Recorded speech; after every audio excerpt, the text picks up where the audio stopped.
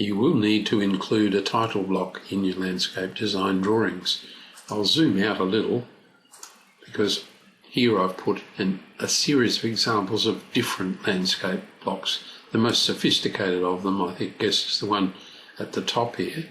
And in that case, there's a landscape version and a vertical portrait version of the title block. These are relatively complex title blocks. They have the logo, the address and contact details of the landscaper, address line 1, line 2, suburban code for client, 3 lines for the site location, and so on. Here's another example. I'll say yes and yes to that, and a copyright notice there.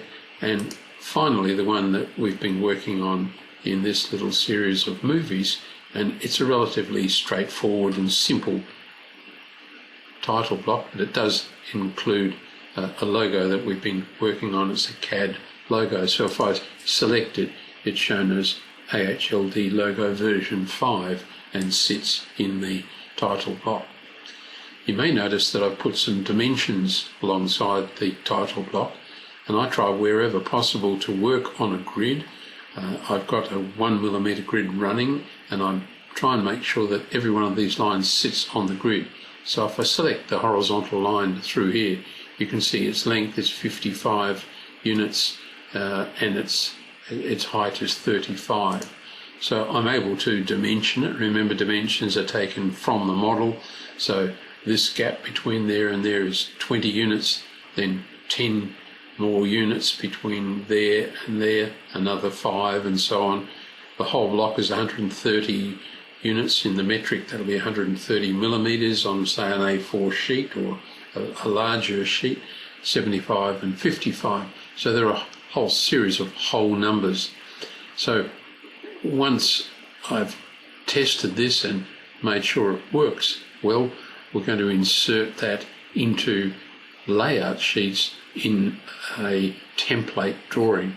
But I wanted to show at this stage the variation that you'll see, and there's no right and wrong way to do these sorts of landscape blocks. Clearly we don't need the dimensioning there or here, and here we have, now I'll take the grid off.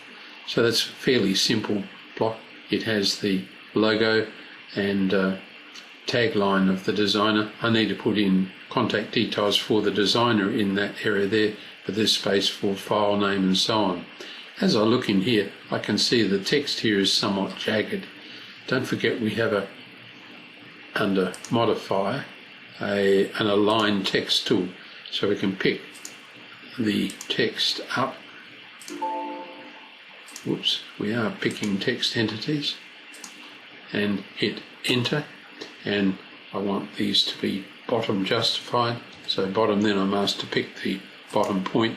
Now all that text lines up neatly.